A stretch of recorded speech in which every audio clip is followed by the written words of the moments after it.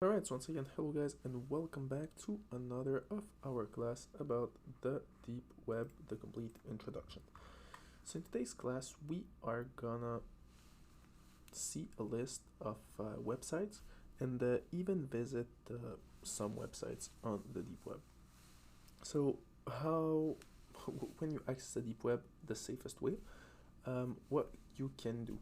The first thing that I suggest you guys to do is really to access the Hidden Wiki, which is like a website on the deep web where you have you have different categories and you have other websites. So it's a good start just to start on the deep web. So let's get there. So as you can see, the Hidden Wiki is like a Wikipedia, only it's version the deep web version. So as you can see, you have a lot of categories there. You have, let's say, there's big, volunteers, financial services, commercial services, and you can find some weird stuff here. For example, gun market. So those stuff. Well, it's fun to look on, but I don't suggest you to visit those places. You have blogs, so interesting places. You have email services on the deep web that let you send emails anonymously. You also have social networks. So as you can see, you have a Facebook version of on the deep web. You have forums. You have a lot of other stuffs. So we are gonna visit one of the some of those websites that are interesting. The first one that I can suggest you is SecMail. So I think he is in emails category. It's this one here. So it looks like this. So it's an email service. Very simple. You simply sign up. You create your you only create your email. So once again, they don't ask you for your name. They don't ask you for nothing, and you have an email with them, and you can receive emails, send emails, and it's all completely anonymous, which is really cool. Um, Also, as I said, you can send emails anonymously. Besides of that, you have many other things. Also on the deep web, I told you guys you have search engines. One of the most populars is Torch. So Torch is somewhere here. Here we go. We have Torch right there. So once again, you'll see websites are loading very slowly. But as you can see, you have a search engine that is Torch. So we can, for example, well, I don't suggest you to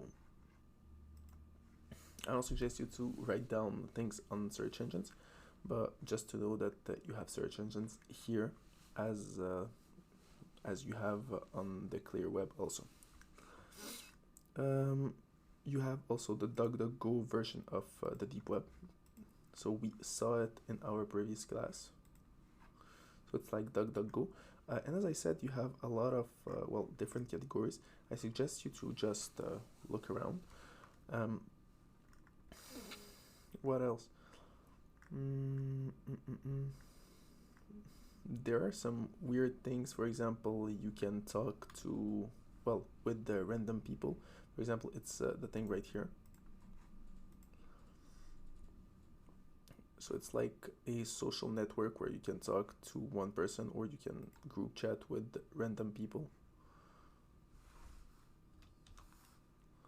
So let me show you what it looks like. So as I said, it's like a random chat where people talk with each other. So as I said, you have a lot of weird stuff on the deep web, and the majority of it is pretty much boring, but you can find interesting things. So as I said, guys, the first place that you want to visit when you're starting out on the deep web will be really the Hidden Wiki.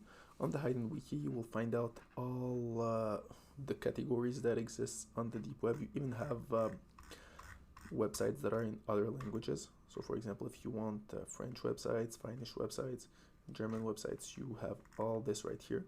It's a good place to start. What I suggest you also is to visit some forums or places where you can talk with other peoples. For example, the blogs or forums. I suggest you really to look at those. Um, you can find interesting information about the deep web as a whole, and about well, about the deep web. They can suggest you some places, some links. For example, if you want books, if you want music, well, you have all this right here. If I'm not mistaken, you have well, you have books right there. Um, you can just check in. You'll find out that it explains each link has its description next to it. Um, what else? I think that's it. Um, so the same things that you have on the surface web, you have the same versions of this on the deep web, and you can do the exact same things on the deep web that you can do on the surface web. The only difference is that on the deep web, well, it's all anonymous, so you find a bit more stuff. But besides of that, it's the same thing.